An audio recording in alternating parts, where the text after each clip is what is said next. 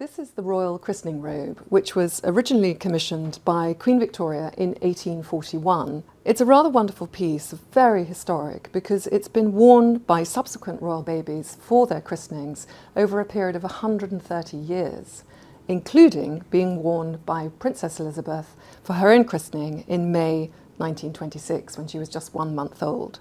And notes recording each christening were created, first of all, by Queen Mary, to whom Queen Victoria passed the robe in the 1890s, and then subsequently by Queen Elizabeth II, who, like her grandmother, noted down every single royal baby and the use of the robe.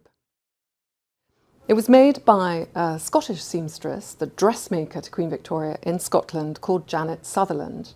It's a combination of this beautiful cream silk satin, which was made at the Spitalfields manufactory in London, and overlaid is this beautiful Honiton lace made, as the name suggests, in Honiton in Devon. And this combination, in fact, replicates the combination of materials in Queen Victoria's own wedding dress.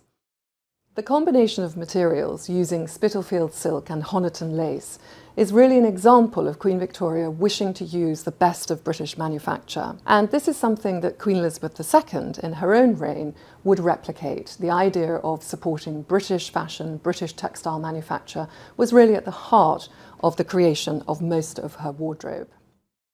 Being such an important historic textile, Her Majesty the Queen realised that by 2004, it had become really too fragile to continue to be used for royal baptisms.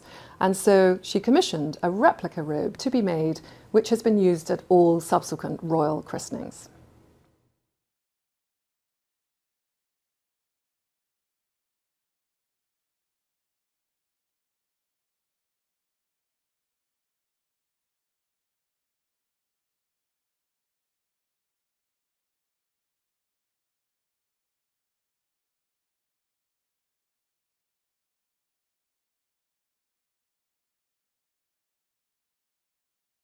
The christening robe has not been conserved since the 1960s, and it was continued to be used beyond the 1960s. So this really is the first time it's been properly, comprehensively conserved in its lifetime. So this was an opportunity to really secure all the areas of damage, all the years of use for this gown.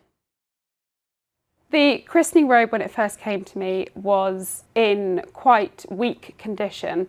The Spitalfields silk underdress had completely split in places. There were large breaks from the waist all the way down. And that is in part the natural way that silk degrades. It does break down over the years, and this is nearly 200 years old, so it has done very well to still be intact. It was also from use, 62 babies wearing it. That's a lot of wear for anything, let alone something as delicate as this. Interestingly, the majority of the damage was in this central area, which I assume is where all the little baby legs were kicking and damaging it right there. But overall, it was in remarkably good condition for something as old as it was and used as much as it was. This has been one of the longest conservation projects I've worked on, at nearly 100 hours. Normally, conservation treatments are around 30 hours. That has included all the wet cleaning and the stitching of each of the elements that have gone with the robe. It has been a real honour to work on this piece. It's an incredible legacy piece, and personally for me to be part of that legacy has been a challenge and a great joy.